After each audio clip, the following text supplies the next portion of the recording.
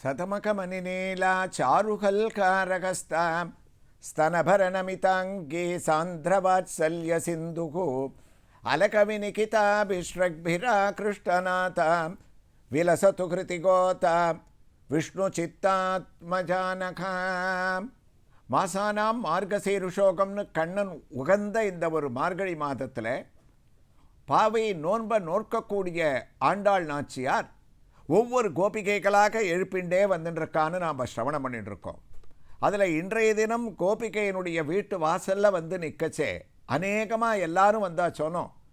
அப்போ 2-3 தினங்களாக ராமனுடைய பெருமையே சொல்லிட்டு இருக்கமேன்னு என்னாச்சு, அங்கே 2 கோஷ்டியாக உருவாயிடுத்தான். சில பேர் சொன்னால் நம்ம கண்ணனை நோக்கி நோன்பு நோக்கிறோம், அவனுடைய பெருமையை பாடணும், ராமனுடைய பெருமையே நம்ம சொல்லிட்டு போயிட்டு இருக்கமேன்னு உடனே ஆண்டாள் சொன்னால் 2 பேருக்கும் ஒன்றும் வித்தியாசமே கிடையாது, இல்லை கண்ணனையும் கொஞ்சம் பாடுவோமே. அப்போ இந்த பாசுரத்தில் என்ன சொன்னால், சரி நீங்கள் சொன்னதை ஏற்றுக்கிறேன், ராமன் கிருஷ்ணன் 2 பேரையும் கலந்து பாடுவோம்னு ஆரம்பித்த ஒரு அழகு தான் புல்லின்வாய் கீண்டானைன்ற இன்றைய தின பாசுரம். புல்லின்வாய் கீண்டானை பொல்லாவரக்கனை கிள்ளி களைந்தானை கீர்த்திமை பாடிப்போய் பிள்ளைகள் எல்லாரும் பாவை களம் புக்கார் வெள்ளி எழுந்து வியாழமுறங்கிற்று புல்லும் சிலம்பினகான் போதறி கண்ணினாய் குள்ள குளிர குடைந்து நீராடாதே பள்ளி கிடத்தியோ பாவாய் நீ நன்னாலால் கள்ளம் தவிர்ந்து கலந்தேலோரெம்பாவாயே. அழகான பாசுரம். பகவான் 2 அவதாரங்கள், பூர்ண புண்ணியாவதாரம் ராமாவதாரம், கிருஷ்ணாவதாரம். அதனுடைய பெருமையை சொல்கிறா. புல்லின் வாய்க்கீண்டானே, கண்ணனை பற்றி பாடணும் நானோனும், அதனால் முதல்ல கிருஷ்ணனுடைய பெருமையோடையே பாட்ட ஆரம்பிச்சுட்டா. புல்னா பறவை. பகாசுரன்ற ஒரு அசுரன் பறவை உருவமாக பக்ஷியாக வந்து எல்லாரையும் விழுங்க ஆரம்பித்தான், கண்ணனையும் விழுங்கிட்டான். அப்போ சுவாமி அவனுடைய நெஞ்சில் போய் அப்படியே தகிச்சு அவனுடைய 2 அலகையும் கிழிச்சுண்டு புல்லின் வாய் கீண்டானை, அப்படி அதை கிழிச்சுண்டு வந்து பகாசுரனை வதம் பண்ணி கோபர்கள், பசுமாடு, கன்றுக்குட்டிகள் எல்லாரையும் காப்பாற்றின கண்ணனை புல்லின் வாய் கீண்டானை. அடுத்தது பொல்லாவரக்கனை கிள்ளி களைந்தானே. ஆண்டாளுக்கு முதல்ல சொன்ன புல்லின் வாய் கீண்டானைன்ற அவனுடைய அந்த சரித்திரம் எப்படி தெரியும்னா, ஆண்டாளுக்கு கிருஷ்ண பக்தி வந்ததுக்கே காரணம் தாம் பூவை கட்டச்சே அவள் அப்பாவான பெரியாழ்வாரிடத்தில் உட்காண்டு கண்ணனுடைய சரித்திரங்கள்லாம் அவர் சொல்லுவாராம். எல்லாத்தையும் கேட்டு கேட்டு கேட்டு அந்த ஒரு தாக்கம் ஆண்டாளுக்கு. அதனால தான் இந்த பகாசுரனுடைய வதத்தை அவர் எப்படி உபதேசம் பண்ணியிருக்காருன்னா, பள்ளத்தில் மேயும் பறவை உருக்கொண்டு கள்ளாசுரன் வருவானைத்தான் கண்டு புல்லிது வென்று பொதுக்கோவாய் கீண்டிட்ட பிள்ளையை வந்து குழல்வாராய் அக்காக்காயே அப்படின்னு அந்த பெரியாழ்வாருடைய பாசுரம் இங்கே ஆண்டாளுக்கு தாக்கம். ஒரே வரியில் புல்லின் வாய் கீண்டானை. அடுத்ததா பொல்லாவரக்கனை கிள்ளி களைந்தானே. ராவணனை ராமன் சம்காரம் பண்ணதை தென்னிலங்கை கோமானை செற்றார்னு சொன்னால் முன்னாடி, இப்போ அதையே பொல்லாவரக்கன் யாரு? ராவணன். அவன் எதனால் பொல்லாதவன்? எல்லாருக்கும் பொல்லாதவன் தான். மகரிஷிகளுக்கு அவ்வளவு கஷ்டம் கொடுத்துருக்கான், அவர்களுக்கு பொல்லாதவன். தேவதைகளை இம்சை பண்ணியிருக்கான், அவர்களுக்கும் அவன் பொல்லாதவன். நவகிரகங்களை படியாகவே போட்டுண்டு தினமுமே நவகிரகங்களை மெதிச்சுண்டு ஏறியிருக்கான், கிரகங்களுக்கும் பொல்லாதவன். இவ்வளவு சொல்லுவானே. தம்பி குபேரன் கிட்டக்க சண்டை போட்டு அவனுடைய செல்வம், அவனுடைய புஷ்பக விமானம் எல்லாத்தையும் இவன் பிடிங்கிண்டு வந்துட்டான். அதனால் அந்த குடும்பத்துக்கே இவன் பொல்லாதவன். எல்லாத்த விட இவன் பண்ண ஒரு பெரிய பொல்லாத காரியம் என்னன்னா, ராமனுடைய பத்னியான சீதையே ஒரு சன்னியாசி மாதிரி வேஷம் போட்டுண்டு போய் தூக்கின்னு வந்தானே.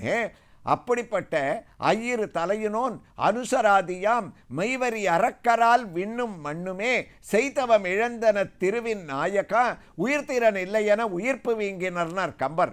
ராவணனை பற்றி அறிமுகம் பண்ணச்சேயே மகாவிஷ்ணுவனிடத்தில். அப்படிப்பட்ட பொல்லாவரக்கன் அவனை போய் அழிக்கிறதுன்றது சுலபமா? ஆண்டாள் சொன்னா, எங்கள் ராமனுக்கு எதுதான் சுலபம் இல்லை, 10 தலையோடு இருக்கக்கூடிய ராவணனை கிள்ளி களைந்தானை கீர்த்திமை பாடிப்போய் 10 தலையும் அப்படியே கிள்ளி களைஞ்சுட்டாராம். அவனுடைய தலையை அறுத்து அறுத்து தள்ளினார். ஆனால் சரித்திரம் என்ன அப்படின்னா, அவனுடைய தலையை அறுக்க அறுக்க அது மறுபடியும் முளைச்சுட்டே இருந்தது. அதனால தான் ராமாயணத்தில் அகஸ்திய பகவான் வந்தார். அப்பா, இவன் பேரில் இன்னும் என்ன உனக்கு கருணை, அவனுடைய ஹிருதயத்தில் மார்பல அந்த ஒரு பானத்தை போட்டால் தான் அவனை அழிக்க முடியும், பிரம்மாஸ்திரத்தை பிரயோகம் பண்ணு, ஆதித்ய ஹிருதயம் புண்ணியம் சர்வசத்ரு விநாசனம்னு சூரியனை தேவதையாக கொண்ட ஆதித்ய மந்திரத்தை உனக்கு உபதேசம் பண்ணுறேன்னு சொல்லி அவர் உபதேசம் பண்ண உடனே ராவணனை அழிச்ச ஸ்ரீராமனை, பொல்லாவரக்கனை கிள்ளி களைந்தானை அந்த நகத்தில் களைகிற மாதிரி களைஞ்சுட்டாராம். விபீஷணன் சரணாகதி பண்ண போது விபீஷணனை ஏற்றுக்கூடாது ராவணன் தம்பின்னா, ராமனுக்கு கோபம் வந்துதான். அங்குல்யக்ரேன தான் கன்யான்னார் சுக்ரீவனை பார்த்து. விபீஷணன் ராவணன் தம்பியாக இருந்தால் எனக்கு என்னப்பா, நான் நினச்சேன்னா ராவணனை என்னுடைய கை நகத்தினுடைய அந்த ஒரு நுனியால் அவனுடைய தலையை கிள்ளி எறிஞ்சுடுவேன், அதை பற்றி எனக்கு கவலையே கிடையாதுன்னார். அப்படிப்பட்ட ஸ்ரீராமச்சந்திரமூர்த்தியை திருப்பாவையில் இன்னொரு உட்பொருள் இந்த வரிக்கு என்னன்னா, பொல்லாவரக்கனை கிள்ளி களைந்தானைன்னு நரசிம்மாவதாரத்தையும் ஒரு வியாக்கியானமாக சொல்லுவாள். பொல்லாவரக்கன் இரண்யகசிபு. அந்த இரண்யகசிபு என்ன பண்ணா, யார் எந்த விதமான ஆயுதங்களையும் எடுத்துன்னு வரக்கூடாது, பகலில் மரணம் வரக்கூடாது, இரவில் மரணம் வரக்கூடாது, வீட்டுக்குள்ளே வரக்கூடாது, வெளியில் வரக்கூடாது, எத்தனை மரம் வாங்கினா. அதனால தான் பொல்லா வரக்கன்னு பிரிப்பா இந்த பதத்தை. வரம் வாங்கினவன், பொல்லாத வரங்களை வாங்கின பொல்லா வரக்கனை கிள்ளி களைந்தானை, அவன் இருக்கக்கூடிய இடத்துக்கே போய் தம் மடியில் போட்டுண்டு கூறிய நகங்களால் அவனுடைய ஹிருதயத்தை கிள்ளி களைந்தானை கீர்த்திமை பாடி போய். ஆண்டாள் ஒத்திதான் நரசிம்மாவதாரத்தில் அந்த ஹிரண்யகசிபுவனுடைய அந்த திருமார்பை களைஞ்சார்னா, அழிக்கலை, களைஞ்சு பார்த்தாராம். ஏன் களைஞ்சு பார்த்தாருன்னா, பரமபாகவதோத்தமனான பிரகலாதனுடைய அப்பாவாச்சேப்பா இவன், பையனுடைய தர்மம் எங்கேயாவது இவனுக்கு கொஞ்சமாவது ஒட்டின்றிருக்குமோன்ற ஒரு சிந்தனையில் கிள்ளி களைந்தானை. களைஞ்சு களைஞ்சு உற்சர்பத் வலிபங்க பீஷணகனு ஹ்ரஸ்வஸ்தவீயஸ்தரக்ரீவம் பீவரதோ சதோத் கதனக குரூராம்சு தூரோல்பனம். ஏன் அவன் வரம் கேட்டுட்டான், உயிருள்ள வஸ்துவால் மரணம் வரக்கூடாது, உயிர் அற்ற வஸ்துவால் வரக்கூடாதுன்னு. நகம்தான் உயிருள்ள வஸ்து, நகம்தான் உயிரற்ற வஸ்து. நகத்தை நம்ம வெட்டும்போது எந்த விதமான உணர்ச்சியும் இல்லை, அதனால் அது உயிர் அற்ற வஸ்துவாயிடுறது. அப்படி உணர்ச்சி இல்லைன்னாலும் உயிரற்ற வஸ்துவாக இருந்தால் முளைக்காது, அடுத்த வாரத்துக்குள்ளே மறுபடியும் முளைக்கிறது. நகமே உயிருள்ள வஸ்து, நகமே உயிரற்ற வஸ்து. அதனால் அவன் கேட்ட வரத்துக்கேற்ற மாதிரி பொல்லா வரக்கனை பொல்லாத வரம் வாங்கிட்டு வந்த ஹிரண்யகசிபுவை நரசிம்மனாக எவன் அழிச்சானோ, பொல்லாவரக்கனை கிள்ளி களைந்தானை கீர்த்திமை பாடி போயே. ஒரே வரியில் 3 சிங்கம். என்னன்னா, ராமனுக்கு ராகவ சிம்மம்னு பேர், நரசிம்மம்னு நரசிம்மமூர்த்திக்கு பேர், கண்ணனுக்கு யாதவ சிம்மம்னு பேர். இந்த 3 சிங்கத்தையும் 2 வரியில் அழகாக அடுக்கி சொல்லிட்டா. அப்படிப்பட்ட இந்த சுவாமியினுடைய பெருமைகளை எல்லாம் கீர்த்திமை பாடி போய் பிள்ளைகள் எல்லாரும் பாவை களம் புக்கார். தோழியே, யாரும் வரல, யாரோ 2-3 பேர் தான் வந்திருக்கான்னு நினைக்க வேண்டாம். நாங்கள் எழுப்பினவாள்லாம் எல்லாம் பாவை நோன்பு நோற்பதற்காக நாங்கள் இப்போ சொன்ன ராமனுடைய பெருமை, கண்ணனுடைய பெருமை, நரசிம்மனுடைய பெருமை எல்லாத்தையும் பாடிண்டு அவ பாவை களம் புக்கார். வெள்ளி எழுந்து வியாழம் உறங்கிற்று. வெள்ளி எழுந்து வியாழம் உறங்கிட்டுன்னா வெள்ளிக்கிழமை வந்தாச்சு, வியாழக்கிழமை போயிடுத்துன்னு அர்த்தம் இல்லை. வெள்ளின்னா சுக்கிரன்னு அர்த்தம். பொழுது விடுவதற்கு அந்த காலத்தில் கடிகாரம் கிடையாது. என்ன ஒரு அடையாளம் அப்படின்னு சொன்னால், வியாழன்னு சொல்லக்கூடிய குரு கிரகமானது அந்த ஆகாசத்தில் அந்த நட்சத்திரம் அஸ்தமிக்கும், சுக்கிரன் உதயமாகும். அப்படி ஆச்சுன்னா பொழுது விடிய போகிறதுன்னு அர்த்தம். வெள்ளி எழுந்து வியாழம் உறங்கிற்று புள்ளும் சிலம்பினகான்.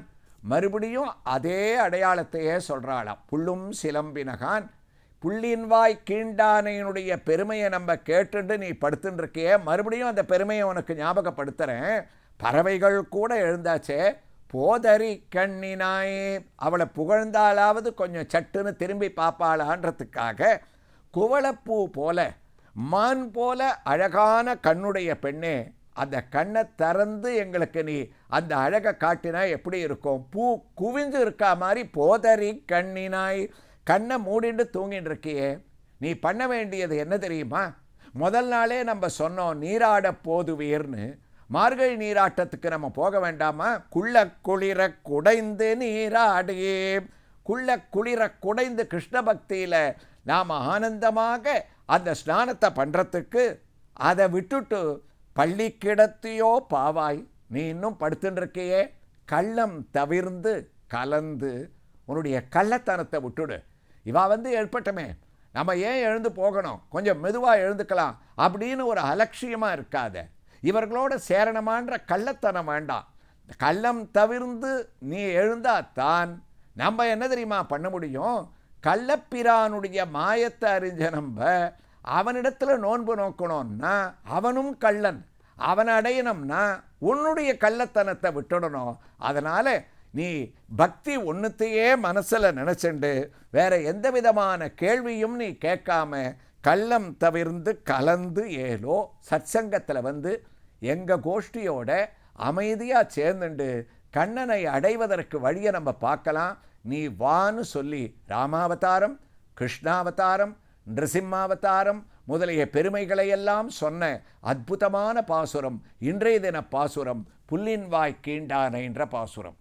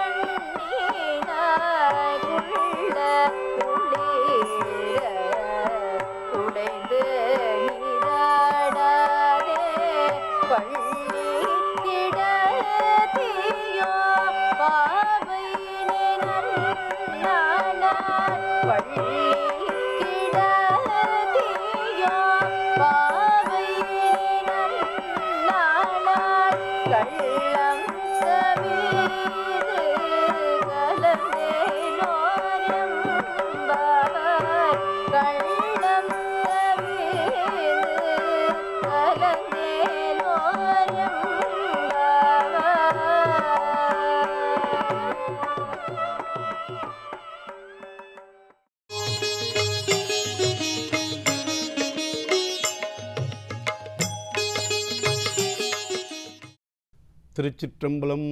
தென்னாருடைய சிவனே போற்றி, எந்நாட்டவர்க்கும் இறைவா போற்றி, காவாய் கனகத்திரளே போற்றி, கைலை மலையானே போற்றி போற்றி, அண்ணாமலையமண்ணா போற்றி, கண்ணாரமுதக்கடலே போற்றி.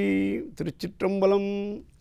எல்லாம் வல்ல அண்ணாமலை பெருமானுடைய திருவருளினாலே திருவண்ணாமலையில் மாணிக்க வாசகர் பாடிய திருவம்பாவையை பார்த்து வருகிறோம். பொய்கை உடைய பூத்தெகழும் பொய்கை உடைய அந்த பொய்கையில் குடைந்து குடைந்து ஆடிய அடியார்களுக்கெல்லாம் அருளை வழங்கிய அந்த பெருமானுடைய தொடர் அருள் மேற்கொண்டு மேற்கொண்டு எவ்வாறெல்லாம் அந்த கன்னிப்பெண்களுக்கும் நமக்கும் வாய்க்கிறது என்பதனை இந்த 13வது பாடலிலே மிக அழகாக தெளிவிக்கின்றார்.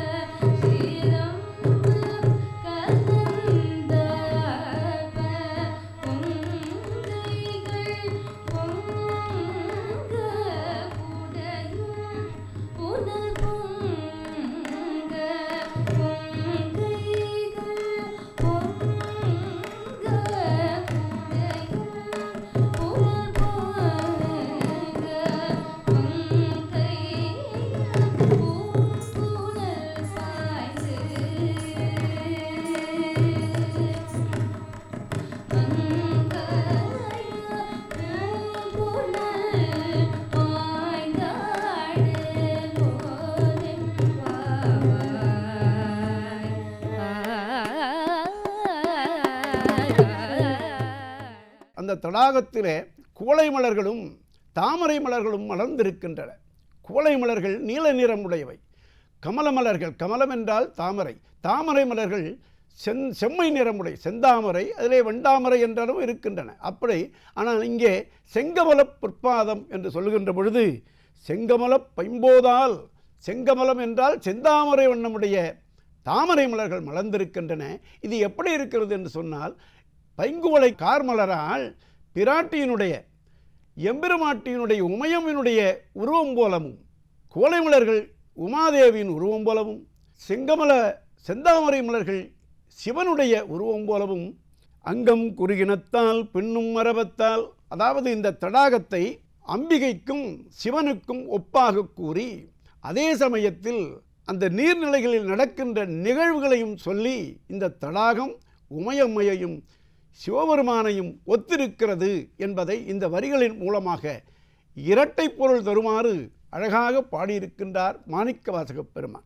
இறைவனும் இறைவியும் சேர்ந்திருக்கின்ற காரணத்தை இந்த கோலை மலர்கின்ற காரணத்தாலும் தாமரை மலர்கின்ற காரணத்தாலும் சொல்லி அடுத்த வரியிலே அங்கம் குறுகினத்தால் பின்னும் அரபத்தால், அங்கம் குறுகினத்தால் குளத்திற்கு சொல்கின்ற பொழுது அம்கம் குறுகு, அம்கம் குறுகுன்னா குறுகினத்துக்கெல்லாம் பொதுப்பெயர், குறுகு என்றால் பறவையினத்திற்கெல்லாம் பொதுவான பெயர், அது வெள்ளை மலர்களாக அங்கம் குறுகினத்தால். அங்கே பறவைகள் எல்லாம் சேர்ந்திருக்கின்றன. நீரில் இருக்கின்ற உயிர்களை சாப்பிடுவதற்காக மீனையும் பண்டையும் நண்டையும் நத்தைகளையும் சாப்பிடுவதற்காக வந்த நீர்ப்பறவைகள் இருக்கின்றன. அங்கம் குறுகினத்தால். அதே சமயத்தில் திருவிண்ணேறி அணிந்திருக்கின்ற காரணத்தால் அங்கே வெண்மையாக தோன்றுவது சிவனுக்கு தோன்றுவது போல இருக்கிறது. அடுத்ததாக பின்னும் மரபத்தால் அங்கே நிறைய ஓசை ஒலிகளெல்லாம் கேட்கின்றன. ஓசை ஒலிகளாம் ஆனாய் நீயே என்பது சொல்வது போல தடாகத்திலே பலர் வந்து மூழ்கி குளிக்கிறார்கள். அங்கே ஒலிகள் எழுகின்றன. அவர்கள் பேசுவதும் நீர்நிலைகளில் குடைந்து குடைந்து ஆடுவதும் ஒலிகள் எழும்புகின்றன. அதைப்போல அது குளத்திற்கு ஒப்பாகும். இந்த பின்னும் அரவத்தால் என்று சொன்னால் பெருமானுடைய திருமேனியிலே பாம்பணிகள், நாகாபரணன் என்று அவனுக்கு இன்னொரு பெயர், நாகங்களையெல்லாம் தன்னுடைய உடலிலே அவன் ஆபரணங்களாக அணிந்திருக்கிறான் என்பதை பின்னும் அரபத்தால் என்று சொல்லி, தங்கள் மலங்கழுவார் வந்து சார்தலினால், தங்களுடைய புற அழுக்கை போக்கிக் கொள்வதற்காக நீர்நிலைகளில் வந்து நீராடுகள் செய்கின்ற மக்கள் எப்படி தங்களுடைய புறந்தூய்மை நீரால் அமையும் என்று சொல்வது போல தம்முடைய அழுக்குகளை கலைந்து கொள்வதற்காக தடாகத்திற்கு வருகின்றார்கள். ஆனால் நீயோ பெருமானே எங்களுடைய மும்மல அழுக்குகளை, ஆணவம் கண்மம் மாயை என்று சொல்கின்ற 3 அழுக்குகளை எல்லாம் நீக்குகின்ற பேரருள் சக்தியாக நீ இருக்கின்றாய் பெருமானே. தங்கள் மலங்கழுவார் வந்து சார்தலினால், எங்கள் பிராட்டியும் எங்கோனும் போன்றிசைந்த, எங்கள் பிராட்டி இருக்கிறாளே உமையம்மை, அதனாலே சிவபெருமானும் நீயும் சேர்ந்திருப்பது போல எங்களுக்கு அது விளங்குகிறது. பொங்கும் மடுவில் புகப் பாய்ந்து பாய்ந்து நம் சங்கம் சிலம்ப சிலம்பு கலந்தார்ப்ப. அந்த பொங்குகின்ற மடுவிலே எப்படி பொங்குகிறது? நீர்நிலையில் சாதாரணமாக இருக்கின்ற நீர்நிலை அது வரத்து வந்து கொண்டே இருக்கிறது. அந்த நீர் குளிர்ந்திருக்கிறது.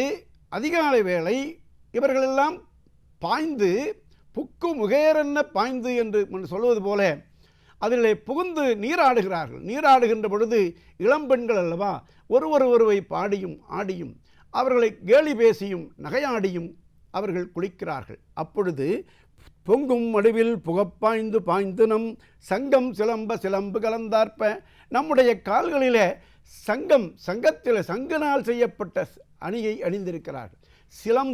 சிலம்பு என்று சொன்னால் பெண்கள் கால்களிலே அணிகின்ற அணிகலர். அப்படி சங்கனால் செய்யப்பட்ட சிலம்புகள் நம்முடைய கால்களில் இருக்கின்றன.